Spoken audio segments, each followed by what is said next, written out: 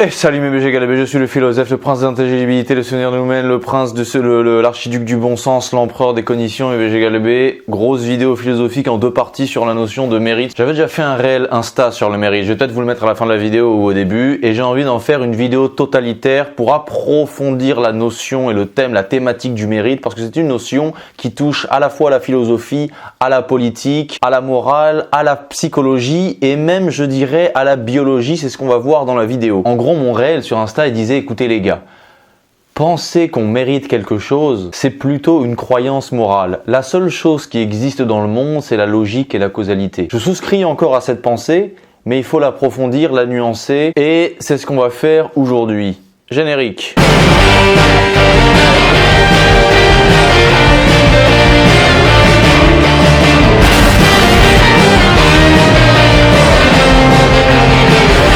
Alors sur le mérite, on va reprendre. Ce que je vous conseille de faire, c'est quand même une longue vidéo. Prenez des notes, écoutez la vidéo tranquillement. Notez quand vous pensez que je commets une erreur intellectuelle et dites-le moi en commentaire. Comme ça, on en débat. Je vais essayer d'avoir un raisonnement progressif, clair, net, d'aller étape par étape et de ne pas commettre d'erreurs intellectuelles. Aussi, mes BG Galbé, abonnez-vous, commentez, likez, partagez. Il y a mon Tipeee éventuellement en description. Mes BG Galbé, on commence la vidéo. Alors, pour commencer, le mot mérite, il vient du latin meritum. C'est en fait ce qui est dû, c'est une récompense. Et en fait, l'idée de base du mérite, c'est en fait une notion de justice, d'équilibre et de logique dans des situations simples, dans des situations contractuelles en fait. Par exemple, j'ai 2 employés qui font la même chose à la même vitesse, etc. Aujourd'hui, t'en as un qui a bossé 5 heures et l'autre qui a fait des heures sup, il a bossé 10 heures. Son mérite, c'est que je le paye 2 fois plus parce qu'il a travaillé pour les avoir. C'est de la logique. Simple, il n'y a pas de débat sur le plan philosophique là-dessus. Je vais pas donner plus d'écu à celui qui a bossé moins. Si j'ai 2 gosses, que je suis chez moi, que je m'absente et que je dis si vous êtes sage, vous aurez des bonbons. Celui qui est sage, il aura des bonbons en tout cas. Je reviens, il y en a un, il a foutu le boxon, il a mis de la peinture partout, il a tout cassé et c'est à lui que je donne des bonbons. Bon, bah c'est pas lui qui les mérite, c'est l'autre. C'est dans ce cas-là, je me suis trompé ou je suis malhonnête. En tout cas, il n'y a pas de débat sur le plan philosophique. C'est une situation concrète. Si je suis premier dans une course, je gagne la médaille d'or. Là non plus, il n'y a pas de débat. C'est une situation simple, causale, logique, concrète. Le mérite, initialement, c'est synonyme de salaire. Tu as bossé, tiens ton mérite. Tout travail mérite salaire. Et dans cette phrase, le tout travail mérite salaire, le mérite salaire, c'est un pléonasme. Parce que le mérite, c'est le salaire. C'est ça. C'est comme ça qu'historiquement, le mot il s'est construit. Mais là où ça se complique, là où le bas blesse, mes amis, c'est quand on fait un pas de trop et quand on commence à spéculer sur le fait qu'on mérite une situation, qu'on mérite quelque chose parce qu'on aurait fait des efforts pour y parvenir, là où par exemple d'autres n'auraient pas fait d'efforts ou pas les mêmes. Le bas blesse, mes amis, quand on commence à être un peu trop spéculatif et quand on pense que quelque chose nous est dû juste à cause d'efforts qu'on a fournis. On va approfondir et donner des tas d'exemples, mais BG Galbé. Quand on pense que effort égale mérite, sur le plan moral, sur le plan moral, égale situation due, DU accent. Quand on pense qu'effort égale mérite égale situation due et que si ce n'est pas le cas, on s'estime lésé, bah on peut en fait très bien faire une erreur intellectuelle, une erreur un peu naïve, un peu immature. D'ailleurs au fond, personne pense comme ça. Personne pense que quelque chose est dû parce que des efforts ont été fournis. Et quand je dis personne ne pense comme ça, même s'il a les préjugés sur lui-même et qu'il pense penser ainsi, moi si je leur pose la question, si une personne fait tous les efforts du monde pour essayer de vous séduire, est-ce qu'il ou elle mérite de sortir avec vous? Non. Est-ce que vous allez vous donner à une personne sous prétexte qu'elle a fait plus d'efforts que d'autres pour sortir avec vous? Non. Donc une situation n'est jamais moralement, objectivement due parce que des efforts ont été faits pour y parvenir. Est-ce que si je m'entraîne plus qu'Usain Bolt, je mérite de courir plus vite que lui? Non. Est-ce que Usain Bolt lui-même, quand il s'entraînait à courir tous les jours comme un malade et qu'il était au top à son prime, il méritait de courir plus rapidement qu'un guépard domestique ou de zoo qui ne fait jamais d'effort mais peut courir en 3 secondes atteindre les 100 km/h? L'effort fourni n'est pas abstraitement corrélé au résultat qu'on devrait avoir. C'est comme si je dis je fais beaucoup de travail pour écrire mes vidéos, pour les monter, etc., etc. Je mérite que YouTube me donne beaucoup d'argent juste parce que je fais des efforts, sans penser qu'il y a le facteur avoir des abonnés, faire ceci, cela, etc. Je peux avoir le seum, personnellement, mais dire je le mérite et croire à la vérité de cette pensée, c'est une immaturité totale. Vous comprenez? Comme les footballeuses qui pensent qu'elles méritent d'être payées autant que Mbappé, alors qu'il n'y a même pas assez d'argent pour lui donner. Je veux dire, dans le football féminin, vous voyez, c'est ridicule. Même si les footballeurs sont trop payés, mais c'est autre chose. Parce qu'ils sont aussi payés par les pubs et pas juste par l'argent qui rapporte, mais c'est un autre débat. Donc l'effort fourni n'est pas corrélé au résultat qu'on devrait avoir, tout simplement parce que les gens n'ont pas les mêmes compétences et que l'effort fourni ne compense pas tout. Et dans tous les cas cités précédemment, moi contre Usain Bolt contre un guépard, moi contre Einstein, ceci, cela, etc. Dans tous les cas cités, si on était comme dans une simulation totalement égaux à la base, si on était d'égales monades exactement semblables, effectivement là il nous semblerait plus cohérent que tout effort nous fasse dépasser l'autre. Voilà, toute souffrance, tout effort serait attribué par le fait d'être plus fort que l'autre, si on était tous égaux. Donc on se rend compte que le mérite, c'est extrêmement lié à la causalité et à la logique. Mais on en reviendra là-dessus plus tard. Parce que le monde, il n'est pas comme ça. Et l'égalité, de départ, elle n'existe pas. Et souvent, on confond. On utilise le mot mérite alors qu'on pourrait utiliser le mot logique, bon sens ou cohérence. Très souvent dans la majorité des cas. Exemple, un mec qui a mon âge, qui fait mon poids et qui fait du MMA depuis qu'il a 5 ans. Est-ce qu'il mérite de me démolir si on se bat? Vous allez dire, bah oui, il mérite. En fait, c'est pas qu'il mérite, c'est que c'est logique. C'est juste logique que si j'avais fait 10 ans ou 15 ans de MMA, je serais plus fort que moi sans en avoir fait. C'est pas que je le mérite, c'est que c'est logique. C'est le monde qui fonctionne ainsi. Est-ce que si j'apprends un texte par cœur, je mérite de pouvoir le réciter contrairement à quelqu'un qui ne l'aurait lu qu'une fois? Alors on peut dire, bah oui, je mérite. Enfin, c'est surtout logique quand on sait comment fonctionne la mémoire dans le cerveau humain. Et d'ailleurs, s'il s'avérait que j'ai Alzheimer et que je n'y parviens finalement pas, ça sert à rien de dire que je méritais objectivement d'y parvenir. Parce que dire ça, c'est juste avoir de l'empathie et combler par un jugement moral rectificateur une situation psychologique déplaisante face au constat de quelque chose. Mais je ne le mérite pas. Vous comprenez la mécanique méritoire psychologique? Est-ce que vous pourriez me citer 10 villes d'Amérique du Sud, monsieur Sylvestre? Est-ce que je le mérite de pouvoir citer 10 villes d'Amérique du Sud? Non, je suis pas africaniste. Alors je plaisante, c'était une blague. Si t'as la ref, tu me dis. Est-ce que si j'essaye de m'envoler pendant 10 ans en battant des ailes et que je fais tous les efforts du monde pour ça, je mérite plus d'y parvenir qu'un moineau qui le fait d'instinct? Ben non, je suis juste un gros débile et c'est logique que je n'y parvienne guère. Après, tu peux dire par empathie ou par cette façon d'utiliser cette impropre notion de mérite désormais caduque à ce niveau-là, que oui, je méritais de m'envoler, etc. Je méritais plus que le moineau de m'envoler, mais là on est dans de la poésie. On est dans du conte pour enfants, on n'est plus dans l'analyse réelle, fine de la réalité. C'est comme d'ailleurs un woke qui dirait que tous les gens qui sont pas français et qui ont fait des efforts pour essayer de venir en France sont plus français que les Français autochtones parce qu'ils ont fait des efforts pour y parvenir. C'est la même logique égalitaire stupide en fait. Parce que moi si je me mets un masque de chien comme certains débiles dans la rue, je mérite plus d'être un chien qu'un vrai chien parce que j'ai fait les efforts pour le devenir. Vous voyez à quel point c'est ridicule, comment on commence à retourner la morale contre le bon sens. Bref, encore une fois, c'était un petit dérivé.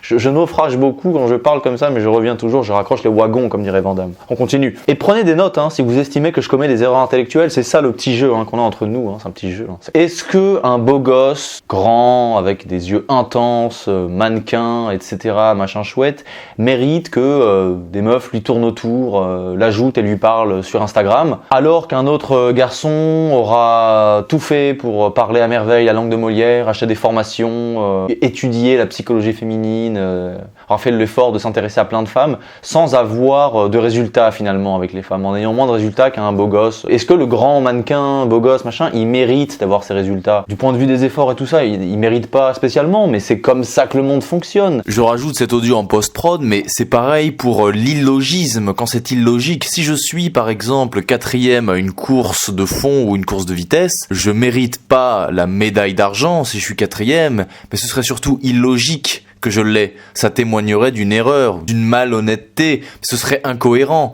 Mais l'aspect illogique, il précède en fait le vernis moral et abstrait, on va dire, qu'on met en général au mérite. Ça en est toujours la charpente sous-jacente. Voilà, j'ai ajouté ce petit passage, c'est pour ça qu'on voit pas ma tête. Et là, on va passer un peu au chapitre suivant, et on va voir que c'est un petit peu en fait la différence entre avoir du mérite et mériter quelque chose. Cette nuance, elle est importante, elle est parfois contradictoire l'une avec l'autre. Je m'explique. Quand on dit qu'on a du mérite, que quelqu'un a eu du mérite, n'a pas démérité, avoir du mérite, c'est un mélange d'efforts, de persévérance, de travail, de temps, d'acharnement. Tu as fait des efforts, etc. Machin, tout ça. Ok, tu as du mérite. On reconnaît que tu as du mérite, c'est-à-dire tu as fait des efforts. En fait, c'est quasiment synonyme d'effort. Et en fait, c'est une notion qui a été un peu symbolifiée, mais qui découle de la notion de rétribution immédiate due à l'effort. Mais quand il n'y a plus de paiement de dû directement parce qu'on n'est plus dans ce cadre-là, eh ben on dit autre chose, on dit ok, tu as du mérite. On émet le dû de manière symbolique. Voilà, c'est ça avoir du mérite. Donc objectivement, quelqu'un, même s'il n'a pas le niveau et qu'il a fait plein de trucs, bon bah tu as du mérite. Voilà. Tu as du mérite, mais c'est pas pour ça que tu mérites de faire cette chose. Parce que mériter quelque chose, mériter une situation, c'est être dans un rapport d'adéquation avec la chose ou avec la situation, d'être dans un rapport de cohérence, dans un rapport de fonctionnalité. Par exemple, si je veux un garde du corps, je vais prendre quelqu'un qui est grand, qui est baraqué, qui est fort, qui sait se battre, qui fait peur, même s'il a fait moins d'efforts pour ça qu'un petit gars qui a tout fait pour devenir un dur à cuire, mais qui sait pas se battre, qui a pas de force et qui fait peur à personne. Il a plus de mérite, mais il mérite pas. Tu vois, tu vas pas le prendre même si tu peux considérer qu'il a du mérite. Donc c'est pour ça que tu peux avoir du mérite et ne pas mériter une situation. Et tu peux mériter une situation sans avoir de mérite. Dans le sens où avoir du mérite, c'est avoir fait un effort pour. Un homme qui pour séduire une femme lui a écrit des poèmes, a tout fait pour s'améliorer, pour bien s'habiller, pour comprendre les femmes, pour comprendre cette femme en particulier, etc. On peut dire qu'il a fait des efforts objectifs. Donc on va lui dire, de bonne foi, écoute bro, t'as eu du mérite. Mais tu le mérites pas pour autant. Et vous comprenez, c'est pareil pour toutes les situations. Un mec qui a étudié comme un malade pour devenir chirurgien, voilà. Mais si en fait finalement, je sais pas, il a Parkinson ou je sais pas quoi, il sait pas trifouiller un corps avec un scalpel, bah on va pas le rendre chirurgien. Il mérite pas ça, mais on peut dire t'as du mérite. Mais voilà, t'as visé trop haut. Donc de ce point de vue, je répète, on peut avoir du mérite mais ne pas mériter, entre guillemets, c'est-à-dire avoir fait des efforts mais ne pas être apte. On peut avoir du mérite et mériter, c'est-à-dire tu avais le potentiel, tu as fait les efforts et tu as le truc, voilà, tu as eu du mérite et tu mérites. Et on peut mériter, entre guillemets, du point de vue fonctionnel, pas moral, mais du point de vue fonctionnel, on peut être en adéquation avec une chose sans avoir de mérite, on va dire, sans avoir fait d'efforts pour y parvenir. Et je dis entre guillemets parce que, et là on passe au chapitre suivant, je dis entre guillemets parce que le monde, il a sa causalité. Il faut comprendre sur le plan psychologique que quand on estime qu'un tel mérite ceci ou cela, c'est que dans nos projections mentales, causales et conséquentionnelles, des conséquences, en fait on se dit que c'est plus cohérent. Je vais m'expliquer, mais on peut le réduire à ça. Souvent quand je dis il ou elle mérite ça, c'est que ça nous estime plus cohérent qu'elle l'est. On devance un peu la réalité en disant c'est ça qui devrait se passer. Donc par exemple, si un mec il prend hyper soin de lui et qui meurt avant un drogué qui se négligeait, qui fumait, qui buvait, qui se droguait, qui faisait n'importe quoi, qui prenait des risques, le mec qui prenait soin de lui et qui est mort malheureusement avant, il y a beaucoup de gens qui vont dire ah là là, mais pourtant lui il méritait sa longévité. Et en fait quand on dit ça, on veut juste dire que ça nous paraissait plus cohérent que lui, il vive plus longtemps. Donc en fait, on est contrarié dans la projection qu'on se faisait de la cohérence et de la logique des choses. Donc on va dire, pour synthétiser, on va dire ah bah ouais, mais lui pourtant il méritait. Mais en fait, c'est un peu vide le fait de dire on méritait. La réalité, c'est ce que je viens de vous décrire. Et c'est pareil pour le négatif du mérite. Parce qu'on utilise même plutôt souvent le mérite par son négatif. Ah bah il s'est passé ça, il méritait. Ah bah il méritait. Ou il méritait pas, tu vois. Imagine un mec qui boit, qui se drogue, qui fait n'importe quoi, qui prend des risques, qui se bat, il mène une vie dangereuse. Il meurt précocement à cause de cette vie. La plupart des gens, au niveau du bon sens et tout, ils vont dire bon, peut-être c'est triste et tout, mais quelque part il méritait. Au bout d'un moment, il le cherche un peu. On lui a déjà dit que c'était dangereux de faire ça, et il le fait. Mais ce qu'on veut dire quand on dit qu'il le méritait, en fait c'est que c'est logique.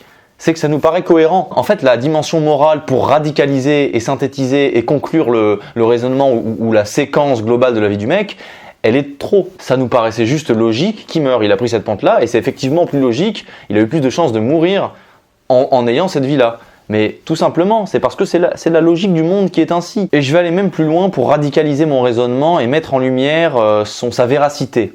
Je vais aller même plus loin. Je vais vous dire, un mec qui saute d'un gratte-ciel de 50 étages sur le bitume, sans parachute, sans rien, il mérite pas de s'écraser sur le sol, il mérite pas de s'exploser sur le bitume par terre, non? C'est pas qu'il le mérite, c'est que le monde il est comme ça. Le monde il fonctionne ainsi. La causalité elle est comme ça. La logique c'est cela. C'est ce qui va se passer s'il le fait, mais il le mérite pas. Si en sautant, la nature faisait que à partir de 80 km/h, avant de toucher le sol, il se transformait en faucon comme ça, et il faisait un looping et il repartait de plus belle.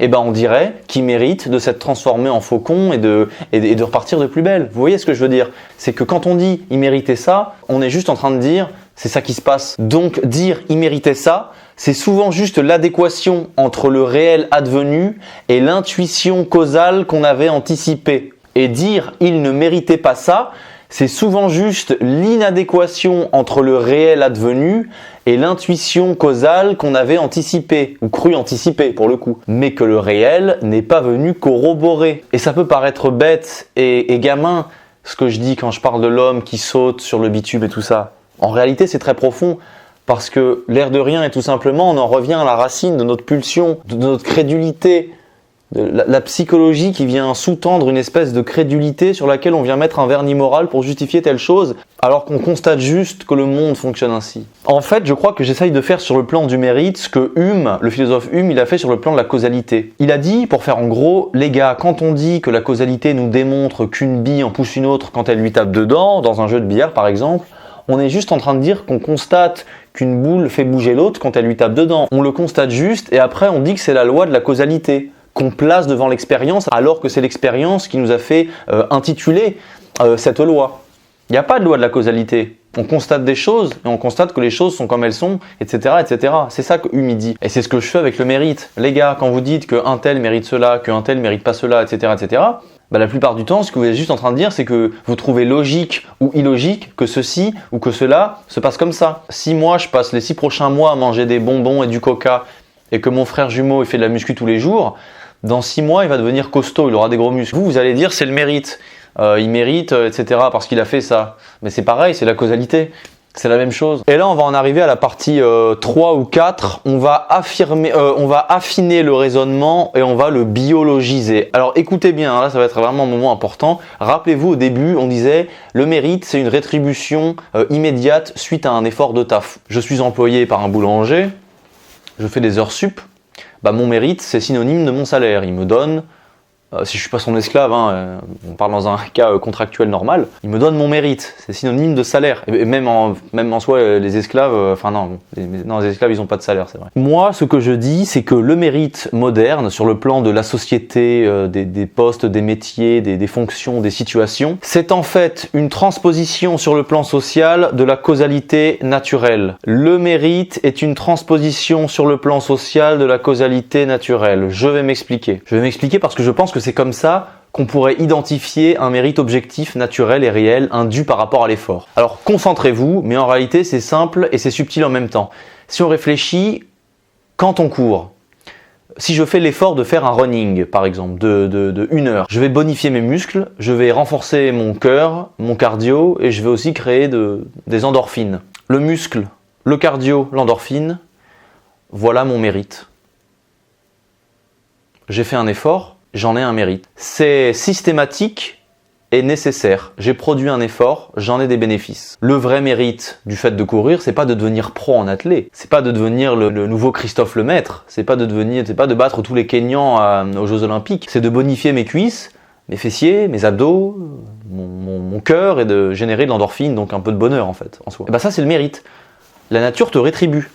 C'est ton salaire. Et c'est objectif, systématique et nécessaire. Et donc le mérite sur le plan social, même primitif, c'est encore un prolongement analogique du mérite naturel. Si on peut dire qu'il y a un mérite naturel, c'est ce que tu reçois, c'est ce que la nature te donne en récompense d'un effort. Et ça, c'est objectif. On est dans l'univers observable. On n'est plus dans la morale. Ce serait ridicule de dire, si c'était pas le cas, qu'en faisant de la muscu, on devrait prendre des muscles. Si en faisant de la musculation, on prenait pas de muscles, ce serait ridicule de dire qu'on mérite moralement d'avoir des muscles si on fait de la musculation. Là, on n'est pas du tout dans la morale, dans la philosophie, dans la spéculation, on est dans l'univers observable. Donc c'est le mérite sur le plan scientifique le plus objectif possible. C'est pareil, un autre truc naturel, un peu plus outillé quand même. Si je cultive un arbre, je prends le temps de l'arroser, de machin, etc., machin chouette, le mérite sera qu'il me fera des fruits. C'est systématique et nécessaire. Enfin, s'il y a les conditions, les présupposés météorologiques, mais vous comprenez ce que je veux dire en gros. Je m'occupe d'une terre, et elle va me donner des fruits. Donc là, on est dans un truc très précis, très systématique, où l'effort, la cause, engendre l'effet, la récompense. C'est physique, on n'est pas dans la morale, on est dans le mérite tangible. Encore une fois, je vous répète, mais prenez des notes et dites-moi en commentaire là où vous pensez que je commets une erreur intellectuelle, parce que j'essaie d'être très pointu et j'estime que c'est votre devoir de l'être également, vous. Et que vraiment, en écoutant cette vidéo, je veux que vous ayez des ressources intellectuelles, des connaissances claires, que vous mettiez en situation quand vous débattez dans vos soirées pour devenir des vrais BG Galbé. Je veux que vous ayez aussi, pour ceux qui seraient plus jeunes ou qui n'auraient pas encore, entre guillemets, peut-être mon niveau de raisonnement, je veux que vous en preniez de la graine de galbe. Je veux vraiment vous apprendre des choses à travers ça, c'est très important pour moi. Et si un jour vous gagnez des débats en soirée, vous dites ouais bah oui bah c'est le philosophe. Pourquoi j'ai gagné dans un débat sur le mérite, que j'ai réussi à parler du mérite d'un point de vue philosophique, d'un point de vue social, d'un point de vue philosophique, d'un point de vue moral, d'un point de vue biologique, parce que le philosophe il a fait telle vidéo et que je suis en BG Galbé maintenant. C'est ça que je veux. C'est ça mon orgueil, c'est que vous soyez intelligents, parce qu'on est ensemble, on est une équipe. Donc maintenant vous comprenez qu'on est dans le mythe, on est dans la croyance et un peu dans le faux, quand l'idée d'un résultat social et symbolique supplante la récompense physique objective ou que la rétribution simple du travail heure sup salaire. Par exemple, si je m'entraîne plus que Teddy Riner, je ne mérite pas de le battre au judo. Je mérite de m'endurcir. C'est pas que je mérite de m'endurcir, mais c'est que mon mérite, pas sur le plan moral, mais sur le plan concret, mon mérite, c'est l'endurcissement que j'obtiens. C'est pas que je mérite, c'est comme ça que ça marche. Donc on dit que c'est du mérite. C'est là qu'il faut comprendre l'élément rationnel et réel dans la notion de mérite. Vous comprenez mes BG Galbé? La systématisation des effets concrets engendrés par l'effort. Le vrai mérite. Si tu fais 150 pompes, tu auras les effets de tes 150 pompes et pas des 30 pompes, vu que tu en as fait 120 de plus. Tu comprends? Si tu fais des efforts pour soulever un poids avec ton biceps 50 fois, la nature te le renforcera demain, ton biceps. Il sera plus endurant, il sera plus fort, il pourra soulever des charges plus lourdes, il sera plus galbé. Endurcir son biceps en faisant des efforts, je pense qu'on peut réduire la notion de mérite à cela. Ce n'est rien d'autre de plus. Le reste, après, ça devient spéculatif. Et plus on spécule, plus on est dans le faux. Alors, mes BG Galbé, pour résumer, croire que c'est le taux d'effort que tu as fourni qui doit forcément déterminer un dû qui serait un travail, une compétence, un poste qu'on devrait mériter juste parce qu'on a fait des efforts, c'est une pensée immature et c'est une erreur. On a passé toute la vidéo à le démontrer. Le fait de mériter quelque chose, c'est à la base une idée de justice dans des relations contractuelles simples, mais surtout de logique. L'heure sup est payé à celui qui l'a faite. Ça me semble logique, avant d'être juste, vous comprenez? Tout ce qu'on met en plus au-dessus, c'est un vague saupoudrage moral de conclusion qui vient entériner en fait la logique et la causalité à la base des phénomènes en fait, de la vie. Et pour finir, le mérite objectif et naturel est le renforcement systématique dû à l'effort fourni qu'on retrouve à l'état de nature, c'est-à-dire que c'est comme ça que la nature fonctionne. Donc vous voyez ce que je suis en train de dire, c'est pas qu'en fait le mérite n'existe pas, mais c'est que le mérite c'est une notion qui se construit dialectiquement, historiquement et qui prend sa racine dans les paramètres en fait de l'univers, l'effort et la rétribution immédiate, qui devient le salaire face à un travail. D'ailleurs, le salaire, c'est déjà quelque chose de symbolique, comme la notion de mérite. Vous voyez, à la base, il y a l'effort et la rétribution, qui est la graine de l'idée de mérite. Ensuite, les sociétés, elles fonctionnaient d'abord au troc. Quand il n'y a plus de troc, il y a travail égale truc symbolique, salaire égale mérite. Là, le mérite, ça commence à devenir un peu plus abstrait. Et ensuite, le mérite, ça devient avoir du mérite, faire un effort ou mériter quelque chose, être en adéquation avec une situation, un truc à effectuer, etc. Si tu gagnes une course, tu as la médaille d'or. Si tu es second, tu as la médaille d'argent. C'est ce que tu mérites, c'est logique, il n'y a pas de débat. Si tu fais des heures sup, c'est toi qui les touches et pas celui qui est en arrêt maladie. Après, on sait que dans la société, il y a des gens qui ont des postes. Est-ce qu'ils sont vraiment meilleurs que d'autres? Est-ce qu'ils ont vraiment fait des efforts? Est-ce que certaines personnes touchent de l'argent mais le méritent par rapport à d'autres qui font plus d'efforts dans la société et qui ne sont pas rétribués de la même manière ou ne gagnent pas suffisamment par rapport aux efforts qu'ils font, etc.